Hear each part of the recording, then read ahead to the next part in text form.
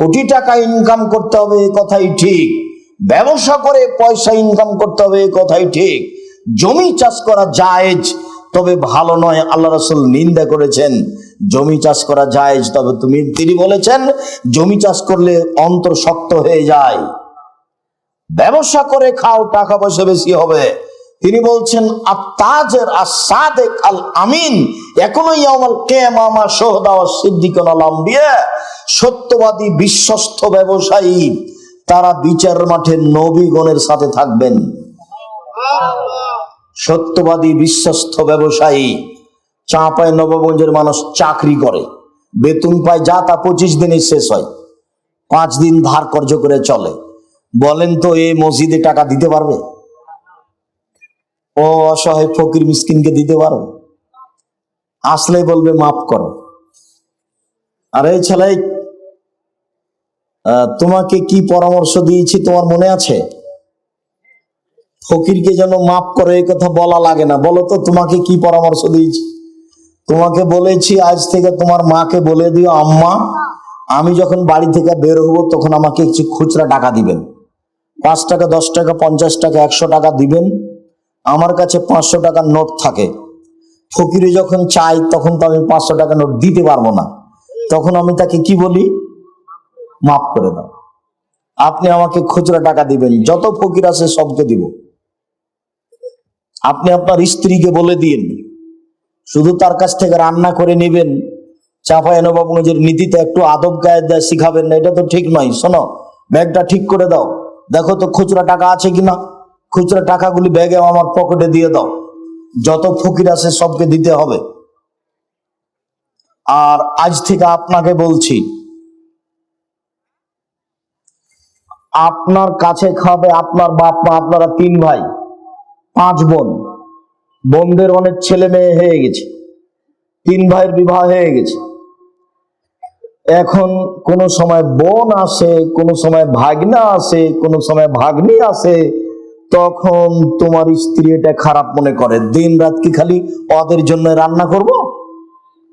তখন তোমার মা নিরুপায় হয়ে বলে যে তোমরা তাহলে ভিন্ন ভিন্ন খাও, আমি তো আর নাতি নাতনি পোতা পুতিনকে অন্য জায়গাতে দিতে পারবো না, বিদায় করতে পারবো না। তখন তোমার মা নিরুপায় হয়ে ভিন্ন হয়ে কষ্ট করে রান্না করে খায়। আজ থেকে তুমি বরকত ধরে না, এদিকে শোনো, তুমি একাই রান্না করে খাচ্ছ, তোমার হাত দিয়ে আল্লাহ একজনে রুজি দিচ্ছে। বিবাহ করলা, 2 জনে রুজি দিলেন, একটা সন্তান হলো 3 জনে রুজি দিলেন, আর একটা হলো 4 জনে রুজি দিলেন।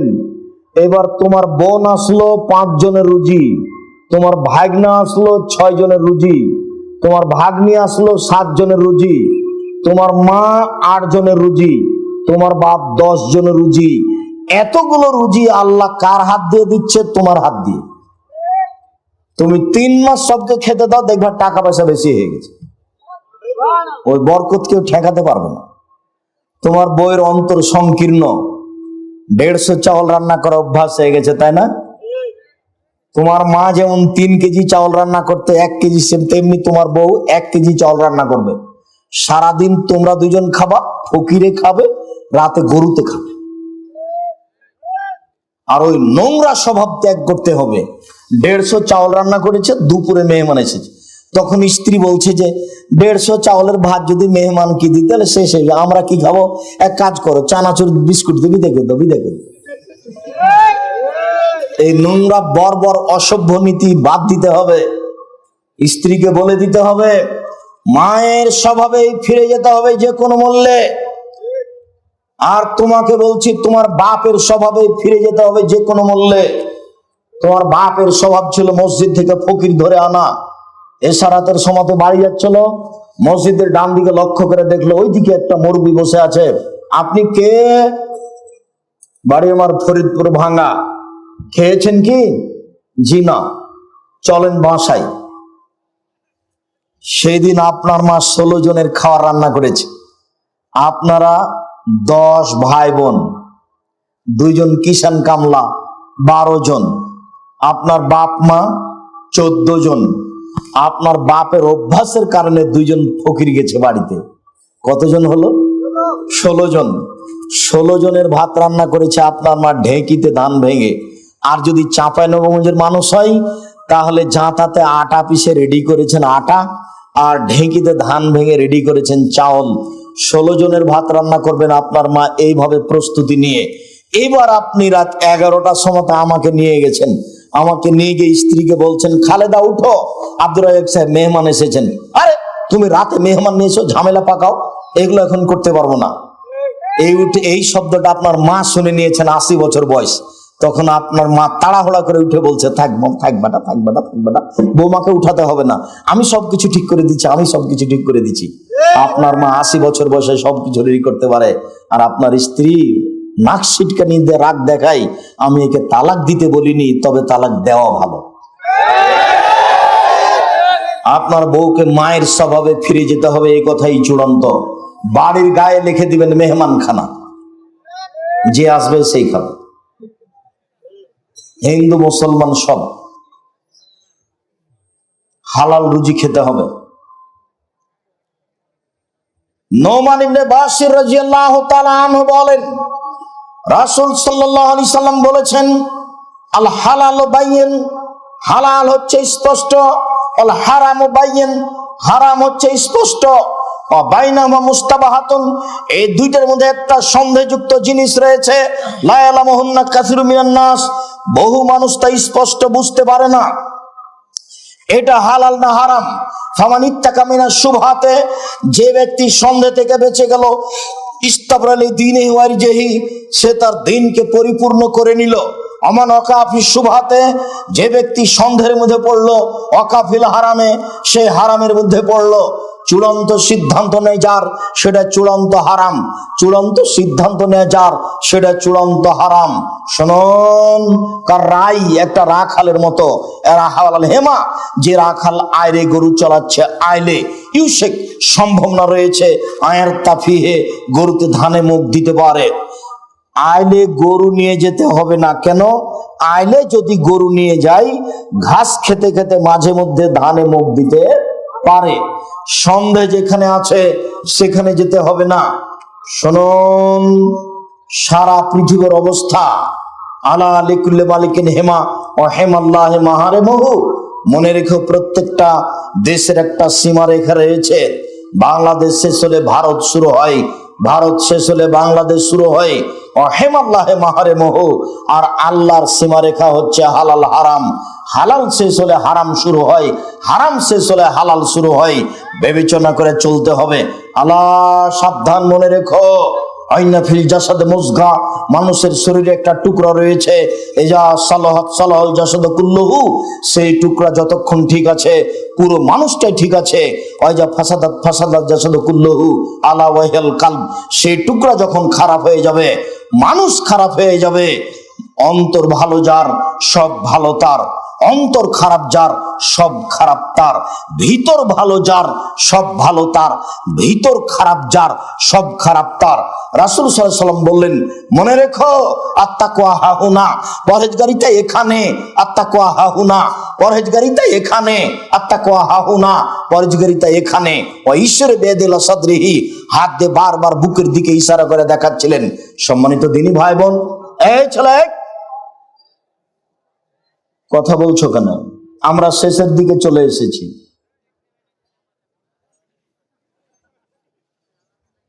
সম্মানিত দিনী ভাই বোন, হারাম উপার্জনের এখন সবচেয়ে বড় দিক হলো সুদ।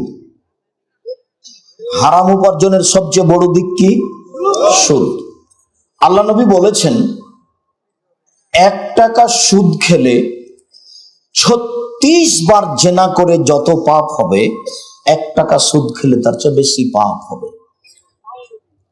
রাসূল সাল্লাল্লাহু আলাইহি ওয়াসাল্লাম বলেছেন, সুদের পাপের 70টি ভাগ রয়েছে। ছোট ভাগ হলো মার সাথে জেনা করলে যেমন পাপ হয়। রাসূল সাল্লাল্লাহু আলাইহি ওয়াসাল্লাম বলেন, যে সুদ খাবে তাকে রক্তের নদীতে ফেলে দিয়ে 5 থেকে পাথর মেরে তার মুখকে ভেঙে চৌচির করে দেওয়া হবে। ততক্ষণ পর্যন্ত রক্তের নদীতে ফেলে তাকে শাস্তি দেওয়া হবে যতক্ষণ পর্যন্ত বিচার না হচ্ছে। আর সুদ খাওয়া হলো জুলুম। সুদ খাওয়া কি? জুলুম। এর বিচার পরে হবে। জুলুমবাজদের বিচার পরে হবে। যারা মানুষকে ক্ষমতা দেখিয়ে জেলে দিয়েছে তাদের বিচার পরে হবে। যারা মানুষের উপরে জুলুম অত্যাচার করেছে, অসহায় মানুষের বাড়ি দখল করে নিয়েছে, জমি জায়গা দখল করে নিয়েছে, এদের বিচার পরে হবে। যারা ক্ষমতা দেখিয়ে মানুষকে কিল থাপ্পড় মেরেছে, এদের বিচার পরে হবে। যারা সুদ খেয়ে মানুষের প্রতি জুলুম করেছে, এদের বিচার পরে হবে। যারা রিকশাওয়ালাকে এক থাপ্পড় দিয়ে টাকা কম দিয়েছে, এদের বিচার পরে হবে। শুনুন, ভালো মানুষের জন্য বিচারের মাঠের সময়সীমা কতটুকু? এক ওয়াক্ত সালাত আদায়ের সমান। ধরে নিলাম জোহরের সালাত আদায় করতে 5 থেকে 7 মিনিট 10 মিনিট লাগতে পারে। তাহলে বিচারের মাঠে ভালো মানুষের বিচারের সময়সীমা 7 থেকে 10 মিনিট। মানুষ যদি খারাপ হয়, যদি তার বিচার একদিন লেট হয় তাহলে 50,000 বছর। যদি 3 দিন লেট হয় তাহলে 1.5 লক্ষ বছর। একদিন সমান 50,000 বছর। কতদিন বিচার চলবে তা আমি বলতে অক্ষম। তবে যাদের বিচার ঠেকে যাবে, তাদের চেয়ে যাদের বিচার ঠেকে যাবে না, তারা 500 বছর আগে জান্নাতে যাবে।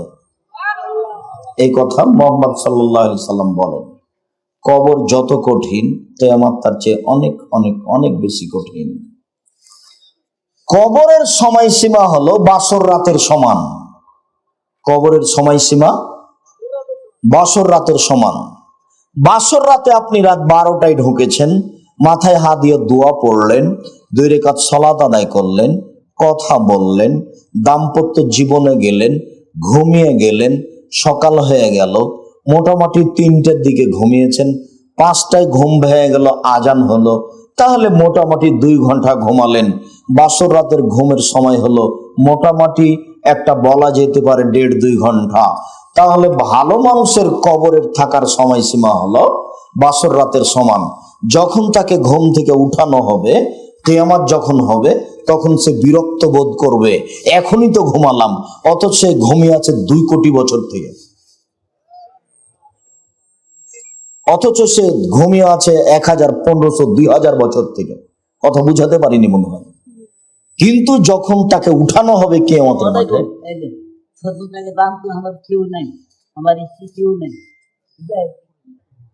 বারাকাল্লাহ।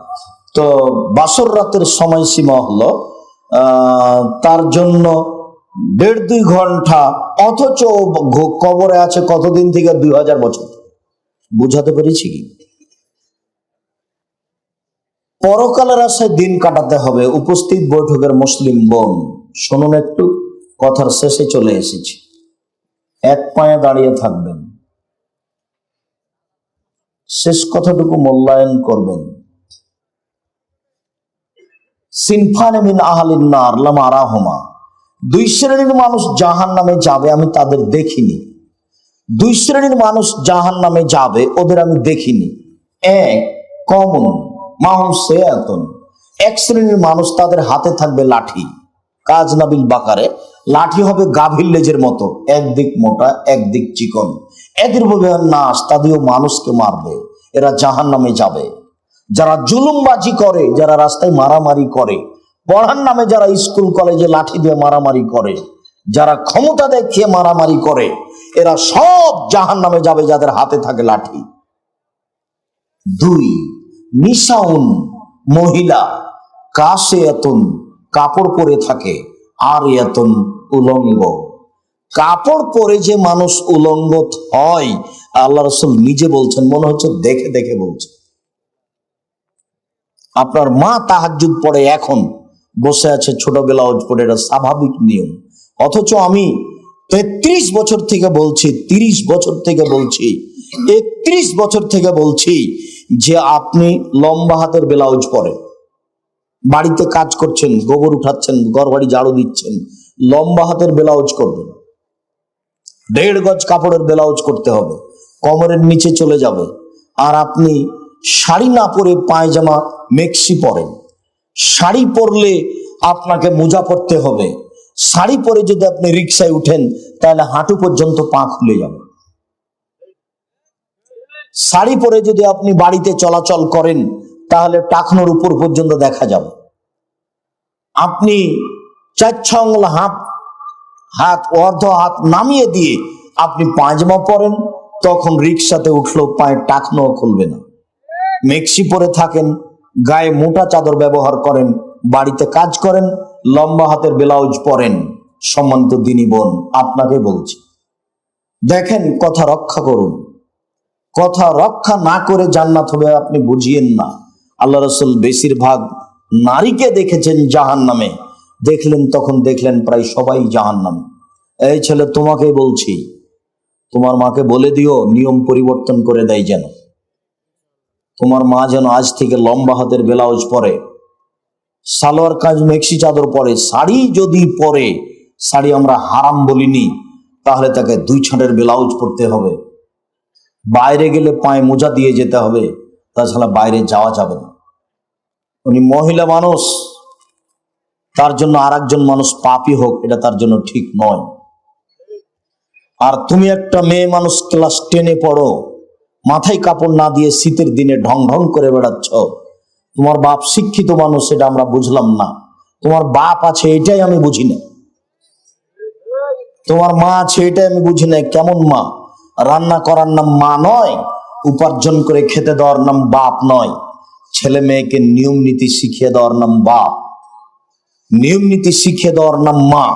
আপনাকে প্রকৃত মা বাপ হওয়ার জন্য অনুরোধ জানাচ্ছি। এই মেয়ে, তোমাকে বলছি, শোনো, আল্লাহ নবী বলছেন, নিসাউন, মহিলা, কাসিয়াতুন, কাপড় পরে থাকে, আরিয়াতুন, উলঙ্গ, মমিলাতুন, পুরুষকে তারা নিজের দিকে আকৃষ্ট করে, মায়লাতুন, তারা নিজের আকৃষ্ট হয়, লায়াত খোলাল জান্নাত, এরা জান্নাতে যাবে না। ওয়ালা ইয়াজিদনা রিহাহা, এরা জান্নাতের গন্ধ পাবে না। ওয়াইনা রিহা লা তুজাদু মিন মাসিরাতি কাদা ওয়া কাদা, যে জান্নাতের গন্ধ 1 বছরের দূরত্ব পথ থেকে পাওয়া যায়। অতএব উপস্থিত বৈঠকের মুসলিম বোন, আপনাকে অনুরোধ জানাচ্ছি, আজ থেকে আপনি 5 ওয়াক্ত সালাত আদায় করুন, পোশাক পরিবর্তন করুন। তোমরা যারা যুবক আছো, তোমাদেরকে আমরা বিনীতভাবে বলছি, দেখো, তোমরা আমাদের কথা রক্ষা করার চেষ্টা করো। এইসব মোবাইল, যেসব নোংরা ছবি মোবাইলে দেখছো, এটা বন্ধ করো। দোকানে আড্ডা পিটা বন্ধ করো। আল্লাহ তোমাদের পথ সহজ করে দিবেন। জীবনে, মানুষের জীবনে 4টা জরুরি কাজ: 1, 5 ওয়াক্ত সালাত; 2, হালাল রুজি; 3, কোরআন তেলাওয়াত; 4, 2 জন যেখানে বসে আছে সেখানে না বসা। এদেশে একটা বই পাওয়া যায়, তাফসীর কি মিথ্যা হতে পারে? আব্দুর রাজ্জাক বিন ইউসুফ, নাম শুনেছেন কিনা? যা কিছু লিখেছিলাম জাতির জন্য, আমাকে পাল্টা পড়তে বলিয়েন না, এতে জাতিকে উপকৃত করতে পারবো না। 50 টাকা, 100 টাকা এটুকু খরচ করে যদি মূল্যায়ন না করেন, তাহলে আমি আমার জীবনটা, পুরো জীবনটা আপনার পিছনে ব্যয় করলাম, কোনোদিন কিছু ভাবলাম না, সব শ্রম আপনার কাছে পেশ করলাম, আর আপনি 100-150 টাকা খরচ করে বইটাকে মূল্যায়ন করতে পারলেন না। আমার জীবনে সবচেয়ে বড় সার্থকতা ওই বইটাতে, যেটা হলো আমার মাসিক আল ইতিসাম পত্রিকা, যেটা জামিয়া সালাফের মুখপাত্র পত্রিকা, যাতে 50টা প্রশ্নের উত্তর আছে। যেমন ভাবে আমি জামিয়া সালাফের জন্য জীবন বাজি রেখে মানুষের কাছে তার আলোচনা পেশ করছি, আল্লাহর কাছে দোয়া প্রার্থনা করছি, ঠিক তেমনি মাসিক আল ইতিসাম পত্রিকার জন্য জাতিকে বলে যাচ্ছি, এর কোনো ত্রুটি হলে জাতিকে জবাব দিতে হবে, আমাকে তার জবাব দিতে হবে। আপনারা আব্দুল্লাহর মিন্নাতুল বারী পড়েন, আব্দুল্লাহর বই আমিও পড়ি। মিন্নাতুল বারী ব্যতিক্রম বুখারীর ব্যাখ্যা, ভূমিকা আপনারা পড়েন, সবাই পড়েন, আমিও পড়ি। এর সাথে সাথে আমাদের যেগুলো কিছু সেবা, সেগুলো আপনাকে আমি মূল্যায়ন করার জন্য অনুরোধ জানাই। তার একটা তাফসীর কি মিথ্যা হতে পারে? তাফসীর কি মিথ্যা হতে পারে? পড়ে দেখেন, ওখানে এই ঘটনা আছে, সাদ্দাদের কাহিনী। সাদ্দাদ কিভাবে জান্নাত বানালো, একবার নগদ মিথ্যা কথা। কেউ জানে না ঘটনা কোথায় আছে, কেউ পড়েও না। সম্মানিত দিনী ভাই বোন, এইভাবেই শরীয়ত বিকৃত হয়ে আছে, কেউ তদন্ত করে না। আব্দুল্লাহ ইবনে আমর রাদিয়াল্লাহু তাআলা আনহু বলেন, রাসূল সাল্লাল্লাহু আলাইহি সাল্লাম বলেছেন, বাল্লিগু আন্নী ওয়ালা আয়া, পৃথিবীর মানুষ আমার একটি কথা জানা থাকলে অন্যকে বলো। এই কথা আল্লাহ রাসূল বললেন, আলেম ওলামাকে বললেন, পৃথিবীর মানুষ আমার একটি কথা জানা থাকলে অন্যকে বলো, তবে আন্নী আমার, কথাটা আমার হতে হবে। 2, ওয়া হাদ্দিসু আন বানি ইসরাঈল ওয়ালা হারাজ, বানি ইসরাইলের কাহিনী বলো, কোনো দোষ নেই। বানি ইসরাইলের কাহিনী কি? হাজার হাজার বছর পূর্বে যেটা ঘটেছে তার নাম বানি ইসরাইলের কাহিনী। যেমন আপনাকে একটা শোনাই, যে ইশতারা রাজুলুন মিন রাজুলিন আকারান, একটা লোক একটা লোকের কাছে জমি কিনে নিয়েছে। ফাওয়াজাদা ফি আকারিয়াল জাররা, তো যে জমি কিনে নিয়েছে সে জমি চাষ করতে গিয়ে একটা স্বর্ণের পাতিল পেয়েছে, পাতিলে স্বর্ণ আছে। এখন জমি ক্রেতা স্বর্ণের পাতিলটা বিক্রেতার কাছে নিয়ে গেছে। বিক্রেতার কাছে নিয়ে গিয়ে বলছে, খুজ যাহবাকা মিন্নি, আপনার স্বর্ণ আপনি নেন। ইশতারাতু মিনকাল আরদ ওয়া মাত্তা মিনকাল যাহাব, আপনার কাছে তো আমি জমি কিনেছি, স্বর্ণের পাতিল তো কিনিনি, এটা নেন। তখন জমি বিক্রেতা বলছে, বাইতুল আরজামা ফিহা, আমি জমি বিক্রি করেছি, জমিতে যা ছিল সবই বিক্রি করেছি, আমি স্বর্ণের পাতিল নিব না। তখন দুইজন মিলে একজন বিচারকের কাছে গেল, পরে যা হলো হলো। এইটা হলো বানি ইসরাইলের কাহিনী, সত্য কাহিনী। তো আল্লাহ নবী বললেন, বানি ইসরাইলের কাহিনী বলো, কোনো দোষ নেই। কিন্তু 3 নম্বর বাক্য তিনি কি বললেন? বললেন যে মান কাযাবা আলাইয়া মুতাআম্মিদান ফালিয়াতাবাওয়া মাকআদাহু মিনান নার, কেউ যদি কোনো কথা আমার নামে বলে, সেই কথা যদি আমার না হয়, তাহলে তার থাকার জায়গায় জাহান্নাম। হুজুর যত বড়ই হোক, জুব্বা যত বড়ই হোক, পাগড়ি যত বড়ই হোক, আল্লাহুম্মা সাল্লি আলা সাইয়্যিদিনা মাওলানা নাবিয়ানা মুহাম্মদ, এই দুরূদ যদি রাসূলের না হয়, তাহলে হুজুরের কি হবে? কাউকে বলা লাগবে না, কোনো বিবরণ লাগবে না। পাগড়ি যত বড়ই হোক, জুব্বা যত বড়ই হোক, বিবরণ যতই জোরালো হোক না কেন, সারা পৃথিবীর মানুষকে যদি বিবরণে বক্তব্য দিয়ে কাঁদিয়ে দেয়, মুখে যা বলেছে সেটা যদি রাসূলের না হয়, তাহলে ফলাফল জাহান্নাম। এই কথা মুহাম্মদ সাল্লাল্লাহু আলাইহি সাল্লাম বলেছেন, হাদিস বুখারী মুসলিম। বুখারী মুসলিম মানে আম গাছে জাম ধরতে পারে, ধরে না। অমাবস্যা রাতে চাঁদ উঠতে পারে, উঠে না। শরীর ছিদ্র দিয়ে লাঙ্গলের ফল ঢুকতে পারে, ঢোকে না। শরীর ছিদ্র দিয়ে লাঙ্গলের ফল ঢুকে যেতে পারে, আম গাছে জাম ধরে যেতে পারে, অমাবস্যা রাতে চাঁদ উঠে যেতে পারে, এগুলো ঘটে যেতে পারে। আমি যা বললাম এই কথাতে সন্দেহ আছে বলে কিয়ামত পর্যন্ত চেষ্টা করলে সরিষা ঢোকানো যাবে না। যা বলছি তাই থাকবে, তার নাম বুখারী মুসলিম। তিনি বলছেন, পৃথিবীর মানুষ আমার একটি কথা জানা থাকলে অন্যকে বলো। একটি কথা জানা আছে কি? একটা লোককে দেখছি বাম হাতে চা খাচ্ছে, তো বাম হাতে খায় কে? শয়তান। বাম হাতে কে খায়? শয়তান। বাম হাতে কে পান করে? শয়তান। আব্দুল্লাহ ইবনে উমর রাদিয়াল্লাহু তাআলা আনহু বলেন, রাসূল সাল্লাল্লাহু আলাইহি সাল্লাম বলেছেন, লা ইয়াসরাবান্না আহাদুকুম বিশিমালিহি ওয়া লা ইয়াসরাবান্না বিহা ফাইন্না শাইতানা ইয়াকুলু বিশিমালিহি ওয়া ইয়াশরাবু বিহা। অবশ্যই অবশ্যই তোমাদের কোনো ব্যক্তি যেন বাম হাতে না খায়, বাম হাতে পান না করে, কেননা শয়তান বাম হাতে খায়, শয়তান বাম হাতে পান করে। চোখে পড়লো আপনার যে আপনি কাউকে বাম হাতে খেতে দিচ্ছেন। কয়টা গাছের মালিক ভিক্ষা করে খায়, বাপও ভিক্ষা করছিল, একটা ঠেলা গাড়িতে নিয়ে চলে গেছে ঢাকা শহরে। বাপ বেটা সানারায়ণ রানী সঙ্গল থেকে ঠাকুরগাঁ থেকে, বেটা পিছন থেকে ঠেলছিল আর বাপ আগে আগে ঠেলছিল। কিভাবে হঠাৎ করে ধনী হয়ে গেছে, বাড়ি 2-3টা করেছে, বাম হাতে চা খাচ্ছে। শয়তানের কোনো শেষ নেই। ধনী মানুষ তো উসমান রাদিয়াল্লাহু তাআলা। তো রাসূল সাল্লাল্লাহু আলাইহি ওয়াসাল্লাম যা বললেন, আমার একটি কথা জানা থাকলে অন্যকে বলো। একটি কথা জানা থাকলে কি? একটা লোক বাম হাতে চা খাচ্ছিল, বললাম যে না, ডান হাতে খেতে হবে। আপনি জানেন, এটা বলে দিবেন। আপনার বাচ্চাটা আপনার বাড়িতে বাম হাতে খাচ্ছে পানি, আপনাকে বলতে হবে ডান হাতে খাও আব্বু, ডান হাতে খাও, ডান হাতে খাও, এই কথা বলতে হবে। হাদিসু আন বানি ইসরাঈল ওয়ালা হারাজ, বানি ইসরাঈলের কাহিনী বলো, কোনো দোষ নাই। যেমন একটা কাহিনী বললাম। 3 নম্বর বাক্যে বললেন, কেউ যদি কোনো কথা আমার নামে বলে, সেই কথা যদি আমার না হয়, তাহলে তার থাকার জায়গা জাহান্নাম। এখন কোরআন মাজিদের শেষে এত লম্বা দোয়া দেখেন, আরবিতে লেখা আছে, হেডলাইন বড় অক্ষরে লেখা আছে দোয়া ও খাতমুল কোরআন। এই দোয়া যদি নবীর না হয় তাহলে কি হবে জাহান্নাম। কাউকে বলা লাগবে না, কারো বিবরণ লাগবে না, রাসূল সাল্লাল্লাহু আলাইহি সাল্লাম এভাবে বলেছে। অতএব হক বলাও যত জটিল, হক মানাও তত কঠিন। হক বলাও যত জটিল, হক মানাও তত কঠিন। হক বলা জটিল কেন? এদেশের মাটিতে প্রায় 3 লক্ষ জাল জয়ীফ হাদিস আছে মানুষের বানানো। আমাদের বাড়িতে আছে 10,000। টাকার গায়ে লেখা আছে চাহিদা মাত্র ইহার বাহককে দিতে বাধ্য থাকিবে। 10,000 জাল জয়ীফ হাদিস আমি যে কোনো সময় দেখানোর জন্য প্রস্তুত রয়েছি, যেগুলো রাসূলের নামে চালু করে দেওয়া আছে, অথচ রাসূল সাল্লাল্লাহু আলাইহি ওয়াসাল্লাম তা বলেননি। কত নিবেন আপনি তার প্রমাণ? আপনাদের সব অন্টু এর বই যেগুলো আমি আপনাকে দেখিয়েছি, যে ঈদের মাঠে গিয়ে আল্লাহ রাসূল দেখলেন একটা ছেলে কাঁদছে। ও ছেলে তুমি কাঁদো কেন? আমি এতিম।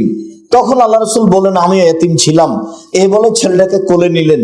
কোলে নেওয়ার পরে আয়েশার কোলে দিলেন। আয়েশা তাকে নতুন পোশাক পরালেন। ছেলেটা খুশি হয়ে গেল। আর আয়েশা রাদিয়াল্লাহু তাআলা বাড়িতে ফকিরে ভিক্ষা পায় না, আর তাকে নতুন পোশাক পরালেন। অবাক কথা। একাধিক সহিহ হাদিস, আয়েশা রাদিয়াল্লাহু তাআলা আনহার বাড়িতে ভিক্ষা নেই, মানুষের খাওয়ার কোনো ব্যবস্থা নেই। একদিন সকালবেলাতে আল্লাহ রাসূল বলছেন আয়েশা কোনো কিছু খাওয়ার আছে? তখন আয়েশা রাদিয়াল্লাহু তাআলা বলছেন জি না, কোনো কিছু খাওয়ার বাড়িতে নেই। তখন আল্লাহ রাসূল বলছেন তাহলে আমি সিয়াম থেকে গেলাম, রোজা থেকে গেলাম। আয়েশা রাদিয়াল্লাহু তাআলা আনহা বলেন একজন মহিলা তার 2টা মেয়েকে নিয়ে এসে খেতে চাইলো। আমি বাড়ি একবার তন্ন তন্ন করে তল্লাশি করলাম, একটা খেজুর ছাড়া বাড়িতে কিছুই ছিল না। আমি খেজুরটা মহিলার হাতে দিলাম, মহিলার খেজুরটাকে 2 টুকরা করে এক মেয়েকে 1 টুকরা দিল, আর এক মেয়েকে 1 টুকরা দিল। মেয়েটা কিছুই খেলো, মহিলাটা কিছুই খেলো না, বাচ্চা দুটো নিয়ে চলে গেল। আল্লাহ নবী আসলেন, তখন আমি আল্লাহ রাসূলকে বললাম আল্লাহ নবী একজন মহিলা এসেছিল 2টা মেয়ে বাচ্চা নিয়ে, তো মেয়ে বাচ্চাটার জন্য ওরা খেতে চাইলো সে, কিন্তু আমি বাড়ি তল্লাশি চালিয়ে দেখলাম একটা খেজুর ছাড়া বাড়িতে আর কিছুই নেই। একটাই খেজুর মহিলার হাতে দিয়ে দিলাম, মহিলা খেজুরটা 2 টুকরা করে 2 বাচ্চাকে দিল, নিজে কিছু খেলো না। তখন আল্লাহ রাসূল বলছেন আয়েশা শোনো, কেউ যদি 2টা মেয়ে লালন পালন করে 2টে, তাহলে সে আর আমি জান্নাতে এভাবে থাকবো। তখন আঙ্গুল 2টি জমা করে দিলেন। আয়েশা শোনো, কেউ যদি এতিম লালন পালন করে তাহলে সে আর আমি জান্নাতে এইভাবে থাকবো। তখন আঙ্গুল 2টি পাশাপাশি করলেন, তবে একটু ফাঁকা রাখলেন। বুঝাতে পারিনি কথা? কেউ যদি এতিম লালন পালন করে সেই লোকটা আর আমি মুহাম্মদ সাল্লাল্লাহু আলাইহি সাল্লাম জান্নাতে একসাথে থাকবো। একসাথে দেখা দিকে ওই আঙ্গুল 2টাই দেখালেন। তখন কেমন করে দেখালেন? একটু ফাঁকা। কথা মনে থাকবে না মনে হয়। আর কেউ যদি 2টা মেয়ের লালন পালন করে, বিবাহ শাদী দিয়ে দেয়, বাপের জিম্মেদারি হিসেবে লালন পালন করে, তাহলে সেই বাপ আর মুহাম্মদ সাল্লাল্লাহু আলাইহি সাল্লাম জান্নাতে একসাথে থাকবেন। তখন আঙ্গুল 2টি কেমন করে দেখালেন? 10টা ছেলে লালন পালন করলে এই সুযোগ নেই। 10টা ছেলে যদি লন্ডন থেকে পড়িয়ে নিয়ে আসে তো এই সুযোগ নেই। কোন মানুষ ছেলে দিয়ে এই সুযোগ লাভ করতে পারবে না যেটা মেয়ে দিয়ে পারবে। আর মেয়েদের মান সম্মান ভিন্ন চিরদিনই। 4টা কাজ করলে মহিলা জান্নাতে চলে যাবে, এরকম সুযোগ পুরুষের জন্য আল্লাহ নবী দেননি। 4টা কাজ করলে মহিলাদের জন্য জান্নাত, এরকম সুযোগ আল্লাহ রাসূল পুরুষের জন্য দেননি। আপনাকে দেখাই, আল্লাহ রাসূল বলছেন শোনো, মহিলারা যদি 4টা কাজ করে তাহলে জান্নাতের সব দরজা খোলা। 8টা সবটাই খোলা, যেটা দিয়ে ইচ্ছে ঢুকতে পারে। 1 সালাত খামসাহা, 5 ওয়াক্ত সালাত আদায় করলো। 2 সমাত সাহারাহা, রমজান মাসের সিয়াম পালন করলো। 3 আতাদ বালাহা, স্বামীকে মেনে চললো, তিতা লাগলেও মিঠা লাগলেও। স্বামীর সাথে কথা বলতে হবে। কোন একদিন ঝগড়া হয়েছে তাই 15 দিন, 1 মাস, 6 মাস কথা বলে না, রান্না বান্না করে আর বেটিকে দিয়ে পাঠায় যে তোর বাপকে দিয়ে, কথা বলে না। আর যদি বলেও তো 1 গ্লাস পানি নিয়ে এসে ঠ্যাকস করে সামনে রেখে তো দিকে হেঁটে যাবে। এই বোকামি দিয়ে সংসার চলবে না। হয় তিতা লাগলেও মিঠা লাগলেও তার সাথেই চলতে হবে, আর যদি বোঝা যায় যে চলা যাবে না তাহলে সংসার ছিন্ন করতে হবে। ঝুলন্ত অবস্থায় থাকার কোনো সুযোগ নেই।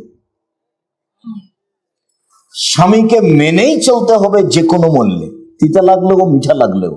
4 আহসানাত ফারজাহা, জেনায় লিপ্ত হলো না। জেনায় লিপ্ত হলো না, এরকম 4টা কাজ যদি কেউ করে তাহলে তার জন্য জান্নাতের সব দরজা খোলা। এই বৈঠকে উপস্থিত দিনী বোনদেরকে আমি বলছি একটা কথা, এখানে এই মেয়ে কথা বলছো কেন? চুপ থাকো। আমরা এখানে কথা বলছি, এখনো তো ঢং ঢং করে এসেছো, ঢং ঢং করে চলে যাবা, এত গল্প কেন?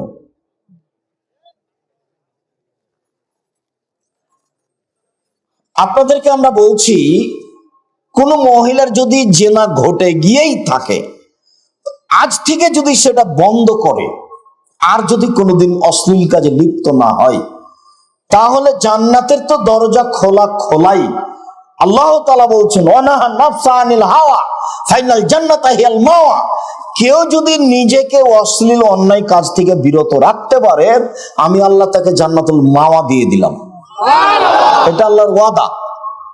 এটা সমস্ত পুরুষ, সমস্ত নারীর জন্য একটা বিশাল পাওয়া। যেই ব্যক্তি এই অশ্লীল কাজ থেকে নিজেকে ঠেকাতে পারবে, তার জন্য জান্নাতুল মাওয়া আছে। এটা আল্লাহ তাআলার আম ঘোষণা। 4টা কাজ করেন, জান্নাতে চলে যান, এরকম সুযোগ কোনো পুরুষ মানুষ নেই। কোন পুরুষ মানুষ 4টা কাজ করে জান্নাতে চলে যাবে, এরকম কোন হাদিস পৃথিবীতে নেই। হ্যাঁ, আব্দুর রাজ্জাক সাহেব, একটা কথা আছে যে আল্লাহ রাসূল বলেছেন, ওযু করার পরে কেউ যদি বলে আশহাদু আল্লা ইলাহা ইল্লাল্লাহু ওয়াহদাহু লা শারীকা লাহু ওয়া আশহাদু আন্না মুহাম্মাদান আবদুহু ওয়া রাসূলুহু, তাহলে তার জন্য জান্নাতের সব দরজা খোলা। তো এটা আপনার জন্য যা, মহিলার জন্য তাই। এটা তো আর কারোর জন্য খাস হলো না, আর ওইটা হলো মহিলাদের জন্য খাস। এরকম সুযোগ পুরুষের জন্য হবে না। আপনি ভালো করে মনে রাখেন, 1 5 ওয়াক্ত সালাত, 2 রমজান মাসে সিয়াম, 3 স্বামীকে মেনে চলা, 4 জেনায় লিপ্ত না হওয়া, জান্নাতের সব দরজা খোলা। আর ওযু করার পরে কেউ যদি বলে আশহাদু আল্লা ইলাহা ইল্লাল্লাহু ওয়াহদাহু লা শারীকা লাহু ওয়া আশহাদু আন্না মুহাম্মাদান আবদুহু ওয়া রাসূলুহু, তাহলে তার জন্য জান্নাতের সব দরজা খোলা। তবে পুরুষ নারী সব সমান। আল্লাহুম্মা জাল্লি মিনাত তাওয়াবিন ওয়া জাল্লি মিনাল মুতাতাহিরিন, এই দোয়া পড়লে নেকি হবে। তবে কি নেকি হবে, এই কথা মুহাম্মদ সাল্লাল্লাহু আলাইহি সাল্লাম বলেন। নেকি হবে, কি নেকি হবে, এই কথা তিনি বলেননি।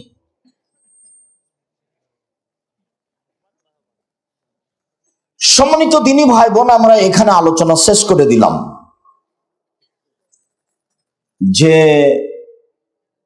এই দেশে আমার বুঝ অনুযায়ী, আমার তদন্ত অনুযায়ী 95% জন বক্তা মিথ্যুক। আমি বলিনি ইনি মিথ্যুক, এরকম আমি নির্ধারণ করিনি বিগত 31 বছরে। আপনি যদি বলতে চান যে আমার বক্তার মিথ্যা দেখান, তো তখন আপনাকে দেখাবো। আমার বুঝ অনুযায়ী, আমার তদন্ত অনুযায়ী 98% জন মুফাসসির মিথ্যুক। আমি বলিনি ইনি মিথ্যুক। তবে কোরআন তার প্রমাণ, কিভাবে মানুষ এভাবে মিথ্যা দোয়া কোরআনের গায়ে লিখে দিতে পারে। আরো কত কথা, প্রথমে বা শেষের দিকে বাংলাতে লেখা আছে এই সূরা পড়লে এই হয়, এই সূরা পড়লে এই হয়। এগুলো না, এদেশে একটা বই পাওয়া যায় কেবল লাভবান, তাতে একটা আলোচনা আছে কোরআন তেলাওয়াতকারী। কোরআন তেলাওয়াতকারী কি কি করলে নেকি পাবে, কোন কোন আয়াতে তা স্পষ্ট করা আছে। এদেশে একটা বই আছে উপদেশ, উপদেশ বই একটা আলোচনা আছে কোরআন তেলাওয়াতকারী কে কোন সূরা পড়লে কি হবে। তার একটা বলা আছে, কেউ যদি রাতে সূরা মুলক পড়ে তাহলে কবরের শাস্তি হবে না। 4টে কাজে কবরের শাস্তি হবে না। 1, কেউ যদি জুমার দিন মারা যায়, বৃহস্পতিবারের দিন শেষ হয়েছে, সূর্য ডুবে গেছে, এখন জুমা শুরু হয়ে গেছে। শুক্রবারের দিন সারাদিন পার হয়ে গেল, যেমন সূর্য ডুবলো এখন শনিবার শুরু হয়ে গেছে। তাহলে কি বুঝলেন, বৃহস্পতিবারের দিন যাওয়ার পরে সূর্য ডোবার পর থেকে নিয়ে শুক্রবার সূর্য ডোবা পর্যন্ত এই পুরাটা সময় হলো কি জুমার দিন, শুক্রবার। এই সময়ের মধ্যে কেউ যদি মারা যায় তাহলে তার কবরের শাস্তি হবে না বলে রাসূল সাল্লাল্লাহু আলাইহি সাল্লাম উল্লেখ করেছেন। কোরআন তেলাওয়াতকারীর আলোচনাতে এখানে পাওয়া যাবে। 2, কেউ যদি পেটের ব্যথায় মারা যায়, পেট ব্যথায়, তাহলে তার কবরের শাস্তি হবে না। মান কাতালাহু বাতনুহু। 3, কেউ যদি সূরা মুলক পড়ে রাতে, তাহলে তার কবরের শাস্তি হবে না। 4, কেউ যদি শহীদ হয়ে যায়, তাহলে তার কবরের শাস্তি হবে না। এই 4টে আলোচনা উপদেশ বইয়ে দেওয়া আছে। মনে থাকবে না মনে হয়? সিরিয়াল তো মনে থাকবে না, 2-1টা হয়তো আগে থেকে মনে থাকলে, মোবাইলে শুনে থাকলে। 1, জুমার দিন মারা গেলে, শুক্রবারে মারা গেলে। 2, পেট ব্যথায় মারা গেলে। 3, সূরা মুলক রাতে পড়লে, শোয়ার আগে। 4, শহীদ হয়ে মারা গেলে। যদি হিন্দু মারা যায় তাহলে কি? এইসব কথা হলো অযৌক্তিক কথা, এসব কথা বলতে হবে না। রাসূল সাল্লাল্লাহু আলাইহি সাল্লাম যেভাবে বলেছেন কথা সেভাবে রেখে দিতে হবে। মানুষ, কোন মুসলিম এদিনে মারা গেলে তার উপরে ভালো ধারণা রাখতে হবে। পাল্টিয়ে এই খারাপ ছিল, সেই খারাপ ছিল, কত কি ছিল, তাহলেও জুমার দিন মারা গেল, তাহলে তার কবরের শাস্তি মাফ হবে নাকি, এত জিজ্ঞাসার প্রয়োজন নেই। আল্লাহ যদি ফেরাউনকে ক্ষমা করে দেন, কারো কিছু করার আছে? ঈসা আলাইহিস সালাম বলছেন, ইনতুয়াজ্জিবহুম ফাইন্নাহুম ইবাদুকা, আল্লাহ তুমি যদি তোমার বান্দাকে শাস্তি দাও, তোমার বান্দা আমার কি করার আছে? ওয়াইন তাগফির লাহুম, আর তুমি যদি তোমার বান্দাকে ক্ষমা করে দাও, ফাইন্নাকা আনতাল আজিজুল হাকিম, তুমি পরাক্রমশালী প্রজ্ঞাময়, তোমার কেউ বিচার করতে পারে না। সারা পৃথিবীর মানুষকে যদি ক্ষমা করে জান্নাতে দিয়ে দাও, তোমার পাল্টা কেউ বিচার করতে পারবে না, মিছিল করতে পারবে না, অমুক ক্ষমা পেল কি করে। এইরকম কিছু করার কোনো ক্ষমতা কারো নেই। বাস জুমার দিনে রাসূল সাল্লাল্লাহু আলাইহি ওয়াসাল্লাম এই মর্যাদা উল্লেখ করেছে, আপনি মূল্যায়ন করবেন। মহান আল্লাহ বলেন, ইয়া আইয়ুহান নাস কুলু মিম্মা ফিল আরদি হালালান তাইয়্যিবা। পৃথিবীর মানুষ, হিন্দু, মুসলমান, বৌদ্ধ, খ্রিস্টান, যার নাম মানুষ, মাটিতে যে শস্য উৎপাদন হয় তার হালালটা তোমরা খাও। তাহলে সব ধরনেরই উৎপাদন হয়, হালালও হয়, হারামও হয়। আল্লাহ তাআলা বলেন, ইয়া আইয়ুহাল্লাযীনা আমানু কুলু মিম্মা ফিল আরদি হালালান তাইয়্যিবা। পৃথিবীর মোমেন পুরুষ নারী, আমি তোমাদের যে রুজি দিয়েছি তার যেটা হালাল সেটা খাও। তাহলে অনেক রুজি আছে যেটা হারাম। সিগারেটের গায়ে ক্ষতি হারাম ঘোষণা করে বিক্রি করা হয়, এটা আবার একটা আশ্চর্য খাদ্য। সবাই জানছে তার ক্ষতি, তারপরও মানুষ খায়। আমরা অবশ্য বিড়ি সিগারেটকে সরাসরি মদ ঘোষণা করেছি, আর পাল্টে জিজ্ঞাসা করার কোনো সুযোগ নেই। রাসূল সাল্লাল্লাহু আলাইহি সাল্লাম বলেছেন, 3 শ্রেণীর মানুষ জাহান্নামে যাবে। 3 শ্রেণীর মানুষ জাহান্নামে যাবে। 1, মধুমিনুল খামর, যারা বিড়ি, তামাক, জর্দা, সিগারেট, গুল, নেশাদার দ্রব্য খায়, পান করে, তারা জাহান্নামে যাবে। যারা বলছে যে না, ওইভাবে সাড়া দিতে হবে না, যারা বলছে যে বিড়ি হারাম, তার প্রমাণ কোথায়? বিড়ি যে মদ, তার প্রমাণ কোথায়? সিগারেট যে মদ, তার প্রমাণ কোথায়? জর্দা যে মদ, তার প্রমাণ কোথায়? তো জর্দা যে মদ, এটাই যদি কোরআন মাজিদে আর হাদিসে লেখা থাকে, তাহলে কিয়ামত পর্যন্ত কত মদ সৃষ্টি হবে, তার নাম যদি কোরআন মাজিদে উল্লেখ থাকে, তাহলে শুধু মদের নামে এর চেয়ে একটা বড় গ্রন্থ হবে। কত নতুন নতুন বের হচ্ছে, কত ইয়াবা আছে, আর কত যে কি আছে, আর গাঞ্জা আছে, আর হিরোইন আছে, হিসাব আছে কত। আর আমি তো বলেছি ঠান্ডা, পেপসি, কোকা-কোলা, আর এগুলো সব মদ। আচ্ছা, এখন হুজুর জর্দা খাই, তো উনি তো মাকরু বলেছেন। আপনারা তো জানেন না মাকরু মানে কি? মাকরু মানে খারাপ। তো হুজুর খারাপ খায়, আমাদের ইমামতি করে, হুজুর একটু শরম পায় না? যে খারাপ খেয়ে আমাদের ইমামতি করেন কি করে? হুজুর আপনার একটা শরম পাওয়া দরকার, হুজুর আপনার একটা লজ্জা থাকা দরকার, হুজুর আপনার একটা ইতস্তবোধ থাকা দরকার। আপনার লজ্জা হয় না কেন হুজুর? হুজুর আপনার ইতস্তবোধ হয় না কেন? আপনি জর্দা খেয়ে ইমামতি করেন কেন? অত ঢং কেন আপনার? আপনার তো খারাপ লাগা উচিত। আপনি দোকানে বসে আড্ডা পিটেন কেন? এখানে সেখানে বসে আপনি পান চান কেন? এই অভ্যাস কেন আপনার?